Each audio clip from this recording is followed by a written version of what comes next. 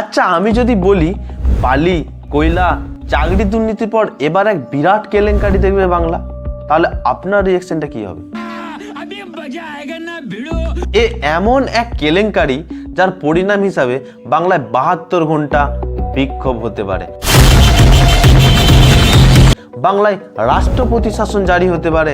खबर यह है कि पश्चिम बंगाल के राज्यपाल डॉक्टर सीवी आनंद बोस अचानक से दिल्ली पहुंचे और राष्ट्रपति द्रौपदी मुर्मू से मुलाकात की है এবং বাংলার মুখ্যমন্ত্রী মমতা বন্দ্যোপাধ্যায়কে তার নিজের চেয়ারটা, তার নিজের পদটাও খোয়াতে হতে পারে। ওরা টাইমটা বেছে নিয়েছে, যদি আমরা না করতে দিতাম তাহলে ইলেকশন না করে রাষ্ট্রপতি শাসন করত।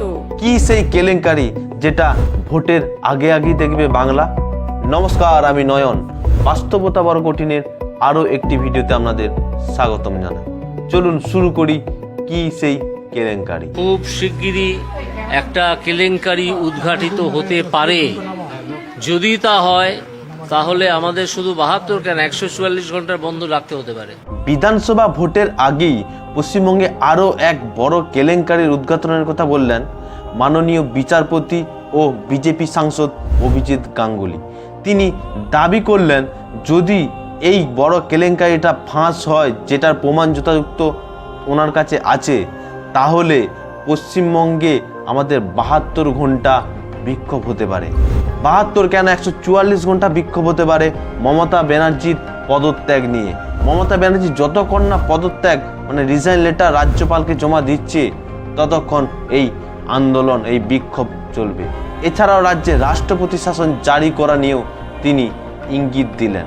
এবার কি সেই কেলেঙ্কারি, তিনি কি বলেছিলেন, চলুন একবার ভিডিওটা দেখে নিই। সেটা হচ্ছে খুব শিগগিরই একটা কেলেঙ্কারি উদ্ঘাটিত হতে পারে। যদি তা হয় তাহলে আমাদের শুধু 72 কেন 144 ঘন্টার বন্ধ রাখতে হতে পারে। দুর্নীতিটা হয়ে আছে, তার খবর ফাঁস হবে। তবে সেই দুর্নীতি যদি আদালতের বাইরে সামনে আসে, তাহলে ক্রমাগত বন্ধ রেখে এই সরকারকে উৎখাত করা ছাড়া আর কোনো উপায় থাকবে না। ঘটনাটা হচ্ছে, অভিজিৎ বাবু একটি সভায় যাওয়ার পথে তিনি প্রেস কনফারেন্সে এরকম একটা দাবি করে বসলেন। এবার এই যে কেলেঙ্কারির দাবিটা, এটা কতটা সত্য কতটা মিথ্যা সেটা এখন সময়ই বলবে। এবার এই কেলেঙ্কারিটা যতক্ষণ না প্রকাশ্যে আসছে, ততক্ষণ তো আমরা কিছু বলতে পারবো না বা এই সম্বন্ধে মন্তব্য করাও ঠিক হবে না। কিন্তু আমি একটা আভাস পাচ্ছি, যেটা আমার পুরোপুরি পার্সোনাল নিজের মতামত, সেটাই আপনাদের জানাবো যে কি রিলেটেড কেলেঙ্কারিটা হতে পারে। দেখুন, এসআইআর কাজ যেভাবে এগোচ্ছে, মনে হচ্ছে নির্বাচনটাও পিছিয়ে যাবে। আর নির্বাচন যদি পিছিয়ে যায়, তাহলে মাননীয় মুখ্যমন্ত্রী মমতা বন্দ্যোপাধ্যায়ের মন্ত্রিত্ব টাইম পিরিয়ড তো অতিক্রম হয়ে যাবে। টাইম পিরিয়ড তো আর পেছনে যাবে না। তাহলে তখন রাজ্যের রাষ্ট্রপতি শাসন জারি করে ভোট হতে পারে। এইরকমই একটা আশঙ্কা এইদিকে যেমন পাওয়া যাচ্ছে, অন্যদিকে রাজ্যের মানুষের সামনে ভোটের আগে যদি বড় কোনো কেলেঙ্কারি সামনে আনা যায়, তাহলে জনগণ তো খেপে যাবে এবং অনেকেই তৃণমূলের থেকে মুখ ফিরিয়ে নেবে। তার বলার অপেক্ষা রাখে না। তবে কি সেই প্ল্যানের দিকে হাঁটছে বিজেপি? তারই আভাস কি দিয়ে গেলেন আমাদের বিজেপি সাংসদ অভিজিৎ গাঙ্গুলি মহাশয়? শুনুন, ওনার যে উনি কথাগুলো বলেছেন, সেই হিসাবে আমি 4টে হিন্টস আমাকে খুব ভাবাচ্ছে। এটা ভোট চুরি রিলেটেড কেলেঙ্কারি নয় তো?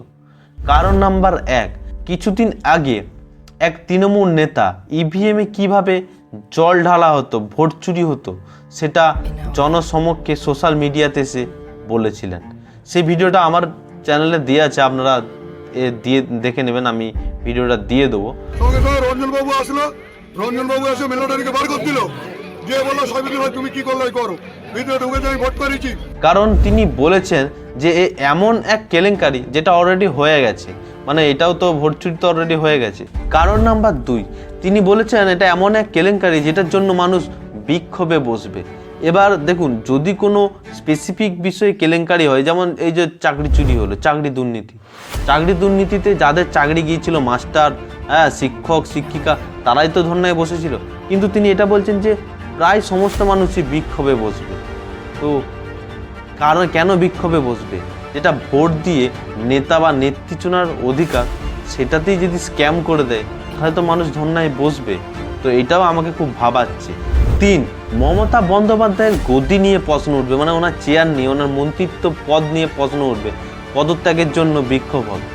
এবার এটা আমি ভাবছি যে পদত্যাগ কেন করতে বলবে? যদি কোনো আলাদা স্ক্যাম হয়, কেলেঙ্কারি, যেমন কেলেঙ্কারি হয়েছে, ওনার শিক্ষক মানে চাকরি দুর্নীতি হয়েছে, সেখানে পার্থ চট্টোপাধ্যায় তো জেলে গেছে, তো এখানে মুখ্যমন্ত্রী মমতা বন্দ্যোপাধ্যায় কেন?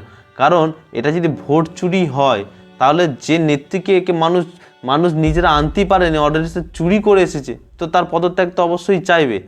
তো এটা 3 নাম্বার। 4 নাম্বার, রাষ্ট্রপতি শাসন জারি।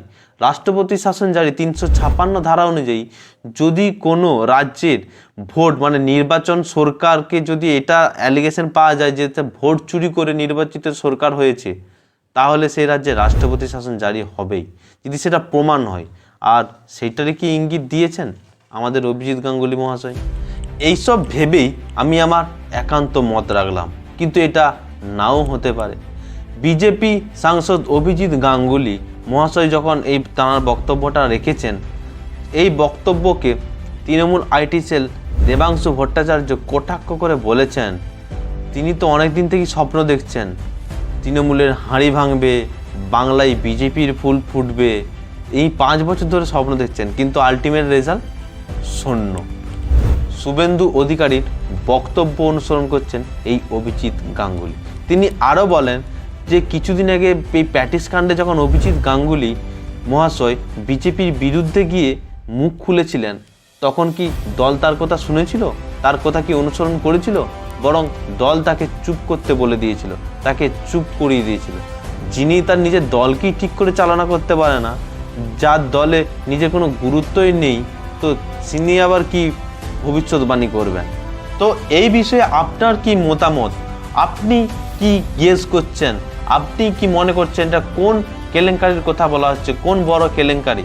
সেটা আপনি কমেন্টে জানান। আর ভিডিওটা যদি ভালো লেগে থাকে তাহলে একটা লাইক করুন এবং চ্যানেলটা সাবস্ক্রাইব করে রাখুন এইরকমই ভিডিও দেখার জন্য, এবং বন্ধুদের সাথে শেয়ার করুন। আর আমার ফেসবুক পেজটাও নিচে দিয়ে দেবো, সেখানে আমি short video, long video upload করি, সেটা ফলো করতে ভুলবেন না।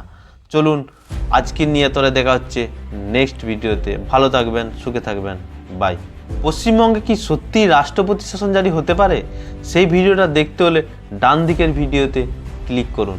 এবং আমাদের গুন্ডারাজ মমতা মানে সিন্ডিকেট আর কাটমানি কিভাবে আমাদের পশ্চিমবঙ্গটাকে শেষ করে ফেলছে, সেই ভিডিওটা দেখতে হলে বাঁ দিকের ভিডিওতে ক্লিক করুন।